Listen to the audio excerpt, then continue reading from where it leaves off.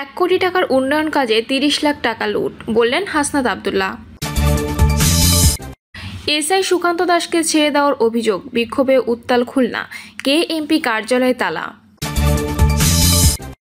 জানাবো IMF এর বিবৃতি, রাজনৈতিক অনিশ্চয়তা সহ 4 কারণে বাংলাদেশের অর্থনীতি খারাপ। এবং সর্বশেষ জানাবো যুক্তরাষ্ট্রের ভাইস প্রেসিডেন্টের অভিযোগ, 10টি পারমাণবিক বোমার রসদ সরিয়ে ফেলেছে ইরান। শুনছিলেন সংবাদ শিরোনাম, এবারে বিস্তারিত। 1 কোটি টাকার উন্নয়ন কাজে 30 লাখ টাকা লুট, বললেন হাসনাত আব্দুল্লাহ। জাতীয় নাগরিক পার্টির মুখ্য সংগঠক হাসনাত আব্দুল্লাহ বলেছেন, আগে 1 কোটি টাকার কাজে 30 লাখ টাকায় লুট হয়ে যেত, দায়িত্বশীলদের কোনো জবাবদিহিতা ছিল না। গত 20 বছর যাবৎ জবাবদিহিহীন একটা সমাজ গড়ে উঠেছিল। তিনি বলেন, তারা এখনও ভাবতেছে তাদের কোনো জবাবদিহি করতে হবে না, এটা হবে তাদের ভুল। আমরা যেহেতু কমিশন খাই না, সুতরাং আমরা কারো কাছে ধরা নেই। আমার ঠিকাদার এখানে কাজ করে না, আমি এখানে কমিশন খাই না, আমি কারো কাছে দায়বদ্ধ নই। সুতরাং আমার এলাকায় উন্নয়ন কাজের বরাদ্দ যথাযথভাবে প্রয়োগ হতে হবে। হাসনাত বলেন, সরকারি কর্মকর্তা কর্মচারীরা এক্সকিউজ দেওয়া ট্রেনিং প্রাপ্ত, তাদের যে কোনো বিষয়ের জন্য এক্সকিউজ রেডি থাকে এবং পিলো পাসিং করা, অর্থাৎ এটা আমার দায়িত্ব না, ওর দায়িত্ব, এই চেয়ার না ওই চেয়ার। দেবিদ্বারের সদ্য নির্মিত একটি সড়কের অনিয়ম নিয়ে তিনি বলেন, 2 কোটি 43 লাখ টাকা ব্যয়ে নির্মিত সড়কটি জনগণের কোনো কাজে আসবে না, বরং জনগণের আরও দুর্ভোগ বেড়েছে। কথা ছিল ডিভাইডার বসানোর পূর্বে 6 ইঞ্চি গাঁথনি করবে, কিন্তু তারা তা করেননি। রাস্তার পিচের ওপরেই ডিভাইডার তোলা হয়েছে, যা ধাক্কা দিলেই পড়ে যাবে। এখানে ব্লক দেওয়ার কথা ছিল, তাও দেয়নি। একটা রোড থেকে আরেকটা রোডের দূরত্ব থাকবে 300 mm, কিন্তু তারা দূরত্ব দিয়েছে 400 mm। যেখানে 100 রড লাগতো, সেখানে তারা 70টি রড দিয়েছে। এই অনিয়মের দায়ভার ঠিকাদার, ইঞ্জিনিয়ার এবং যারা এই কাজের দায়িত্বে ছিলেন তাদের। এ কাজে ক্ষতিপূরণ দিতে হবে। এটা এমন হচ্ছে যে কাজের গরু কিতাবে আছে কিন্তু গোয়ালে নেই। এসআই সুকান্ত দাসকে ছেড়ে দেওয়ার অভিযোগ, বিক্ষোভে উত্তাল খুলনা, কেএমপি কার্যালয়ে তালা। পুলিশের উপপরিদর্শক সুকান্ত দাসকে ছেড়ে দেওয়ার ক্ষোভে উত্তাল খুলনা। মেট্রোপলিটন পুলিশের কমিশনার ও সিটিএসবির উপ পুলিশ কমিশনারের পদত্যাগ দাবিতে কেএমপি সদর দপ্তর ঘেরাও ও প্রধান ফটকে তালা মেরে বিক্ষোভ করেছে বৈষম্যবিরোধী ছাত্র ও সাধারণ জনতা। সামনের সড়কে টায়ার জ্বালিয়ে মুহুর্মুহু স্লোগান দেয় তারা। এতে পুলিশ কমিশনার মোহাম্মদ জুলফিকার আলী হায়দার সহ ঊর্ধ্বতন পুলিশ কর্মকর্তারা অবরুদ্ধ হয়ে পড়েন। সন্ধ্যা 7:30টায় এ প্রতিবেদন লেখা পর্যন্ত আন্দোলন অব্যাহত ছিল। খোঁজ নিয়ে জানা যায়, খুলনা মহানগরীর সোনাডাঙ্গা এলাকায় থানায় কর্মরত ছিলেন এসআই সুকান্ত দাস, কিন্তু 5ই আগস্ট ছাত্র গণ আন্দোলনে আওয়ামী লীগ সরকার ক্ষমতাচ্যুত হওয়ার পর চাকরিতে যোগ না দিয়ে তিনি পলাতক ছিলেন। তার বিরুদ্ধে জুলাই আগস্টের সরকার বিরোধী আন্দোলনের সময় বিএনপি জামায়াতের নেতাকর্মী ও বৈষম্য বিরোধী আন্দোলনের নেতাকর্মী সহ আন্দোলনরত ছাত্রদের ব্যাপক নির্যাতনের অভিযোগ রয়েছে। জানা গেছে, হঠাৎ মঙ্গলবার বিকাল 4:15টার দিকে নগরীর ইস্টার্ন গেট এলাকায় এসআই সুকান্ত দাসকে একটি 3 হুইলারে যেতে দেখে বিক্ষুব্ধ জনতা মারধর করে খানজাহান আলী থানা পুলিশের কাছে সোপর্দ করেন, কিন্তু রাতে পুলিশ তাকে থানা হেফাজত থেকে ছেড়ে দেয়। সকালে এই খবর নগরীর বিভিন্ন শিক্ষা প্রতিষ্ঠানে ছড়িয়ে পড়লে ছাত্ররা বিক্ষুব্ধ হয়ে ওঠে। দুপুরে ছাত্ররা কেএমপি সদর দপ্তরের সামনে জড়ো হন। তাদের সঙ্গে অংশ নেন সাধারণ জনতা। কেএমপির সামনে গিয়ে দেখা যায় বিক্ষুব্ধরা স্লোগান দিচ্ছেন, এসআই সুকান্ত দাস বাইরে কেন, পুলিশ কমিশনার জবাব দে, জবাই চাই, সুকান্তের চামড়া খুলে নেব আমরা, সুকান্তের ফাঁসি চাই।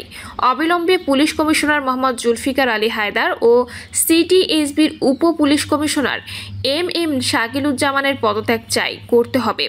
বৈষম্য বিরোধী ছাত্র আন্দোলনের কেন্দ্রীয় সদস্য ও খুলনা মহানগরের সিনিয়র মুখপাত্র রুমি রহমান বলেন, জুলাই আগস্টে ছাত্র জনতার গণঅভ্যুত্থানের সময় সোনাডাঙ্গা থানার এসআই সুকান্ত দাস ছাত্রদের ওপর ব্যাপক নির্যাতন নিপীড়ন চালিয়েছেন।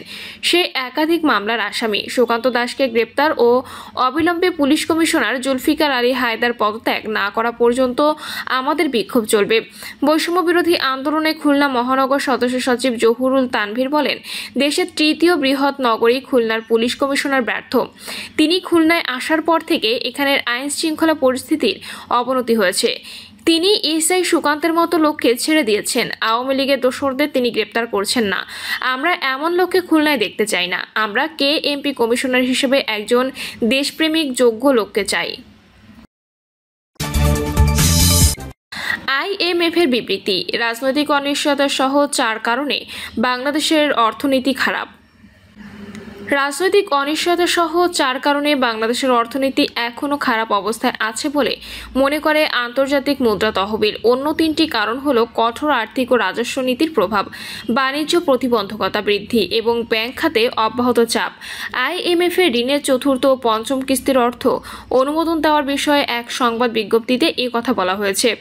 আইএমএফ এর সঙ্গে চলমান 470 কোটি মার্কিন ডলারের ঋণ কর্মসূচি থেকে 2 কিস্তির 137 কোটি মার্কিন ডলার একসঙ্গে পাচ্ছে বাংলাদেশ। আগামীকাল 26শে জুন বাংলাদেশের হিসাবে এই অর্থ জমা হবে। গত সোমবার রাতে আইএমএফ এর বোর্ড সভায় 2 কিস্তির অর্থ ছাড়ের বিষয়টি অনুমোদন করা হয়। বাংলাদেশের অর্থনীতি নিয়ে আইএমএফ আরও বলেছে, 2024 সালে জুলাই মাসে গণ আন্দোলনের মাধ্যমে আগের সরকারের পতন হয়। তখন সামষ্টিক অর্থনীতি আরও চ্যালেঞ্জের মধ্যে পড়ে।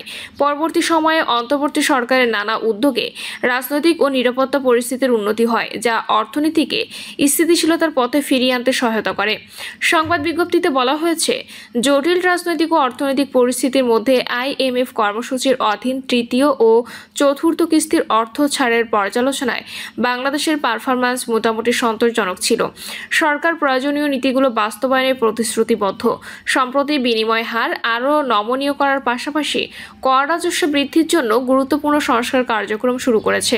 বিশ্বব্যাংকের ঢাকা কার্যালয়ের সাবেক মুখ্য অর্থনীতিবিদ জাহিদ হোসেন বলেন, রাজনৈতিক অনিশ্চয়তা আছে, এ নিয়ে কারো দ্বিমত নেই। বিনিয়োগ স্থবিরতাও কাটেনি। আইএমএফ অর্থনীতির কিছু বিষয় নিয়ে উদ্বেগ প্রকাশ করেছে, যা ঠিকই আছে। জাহিদ হোসেনের মতে আইএমএফ মূলত 3 ধরনের সুপারিশ করেছেন। কঠোর আর্থিক নীতি অব্যাহত রাখার কথা বলেছে। এছাড়া যে বিনিময় হার ব্যবস্থা প্রচলন করা হয়েছে তা যেন বজায় রাখা হয়, আর রাজস্ব আদায় বৃদ্ধির মাধ্যমে বাজেট ঘাটতি কমাতে হবে। আইএমএফ বলছে, চলতি অর্থবছরের মোট দেশজ উৎপাদনের প্রবৃদ্ধি 3.8% হতে পারে। আগামী অর্থবছরে তা বেড়ে 5.4% হবে। এছাড়া মূল্যস্ফীতি পরিস্থিতিও আগামী অর্থবছরে কিছুটা সহনীয় হবে। আইএমএফ এর মতে 2025-26 অর্থবছরে মূল্যস্ফীতি গড়ে 6.2% নেমে আসতে পারে। চলতি অর্থবছরে সার্বিক মূল্যস্ফীতি গড়ে 9.9% হওয়ার কথা বলেছে আইএমএফ। বাংলাদেশের সামষ্টিক অর্থনীতি নিয়ে আইএমএফ বলেছেন, বাংলাদেশের অর্থনীতি নানা ধরনের সামষ্টিক চ্যালেঞ্জ মোকাবেলা করে এগিয়ে যাচ্ছে। কঠিন পরিবেশ সত্ত্বেও আইএমএফ এর কর্মসূচির অধীনে প্রতিশ্রুত খাতগুলোর অগ্রগতি সন্তোষজনক রয়েছে এবং সরকার প্রয়োজনীয় নীতিমালা ও সংস্কার বাস্তবায়নের প্রতিশ্রুতিবদ্ধ। এখন বৈদেশিক মুদ্রার মজুদ বা রিজার্ভ পুনর্গঠন এবং মূল্যস্ফীতি কমানোর উপর জোর দেওয়া উচিত। সম্প্রতি সরকার নতুন বিনিময় হার ব্যবস্থা চালু করেছে এবং 2025-26 অর্থবছরের বাজেটে রাজস্ব বৃদ্ধির পদক্ষেপ নিয়েছে, যা ইতিবাচক। কঠোর মুদ্রানীতির উপর ভিত্তি করে বিভিন্ন নীতিমালার সমন্বয়ে নমনীয় বিনিময় হার এবং রাজস্ব ঘাটতি হ্রাস, এই 3টি মিলে অভ্যন্তরীণ ও বৈদেশিক খাতে ভারসাম্য স্থাপনে সহায়ক হবে বলে মনে করে আইএমএফ। সরকারি ভর্তুকি ধাপে ধাপে কমিয়ে একটি টেকসই পর্যায়ে নিয়ে যাওয়া উচিত বলেও মত দিয়েছে আইএমএফ। এছাড়া সরকারি অর্থের দক্ষ ব্যবস্থাপনা নিশ্চিত করতে ব্যয় দক্ষতা বাড়াতে হবে। আর্থিক খাতে স্থিতিশীলতা নিশ্চিত করাকেই অগ্রাধিকার দিতে হবে। এই খাতে সংস্কারের জন্য ধাপে ধাপে বাস্তবায়নযোগ্য কৌশল প্রণয়ন জরুরি। পাশাপাশি ক্ষুদ্র আমানতকারীদের সুরক্ষা নিশ্চিত করে ব্যাংক খাত পুনর্গঠনের জন্য নতুন আইন দ্রুত কার্যকর করা দরকার। আইএমএফ এর মতে বাংলাদেশকে উচ্চ মধ্যম আয়ের দেশের লক্ষ্যে পৌঁছাতে হলে টেকসই কাঠামোগত সংস্কার অপরিহার্য। এর মধ্যে রয়েছে রপ্তানি বৈশিষ্ট্য, সরাসরি বিদেশি বিনিয়োগ আকৃষ্ট করা, সুশাসন জোরদার এবং নির্ভরযোগ্য তথ্য উপাত্তের গুণগত মান উন্নয়ন। 2023 সালের 31শে জানুয়ারি আইএমএফ বাংলাদেশের জন্য 3.5 বছর মেয়াদী 470 কোটি ডলারের ঋণ প্রস্তাব অনুমোদন করে। ঋণ কর্মসূচি অনুমোদনের সময় আইএমএফ বলেছিল, বাংলাদেশের সামষ্টিক অর্থনীতির স্থিতিশীলতা বজায় রাখা, ঝুঁকিতে থাকা ও পিছিয়ে পড়া জনগোষ্ঠীকে সুরক্ষা দেওয়া এবং অন্তর্ভুক্তিমূলক ও পরিবেশসম্মত প্রবৃদ্ধি অর্জনের সহায়তা করবে এই ঋণ কর্মসূচি।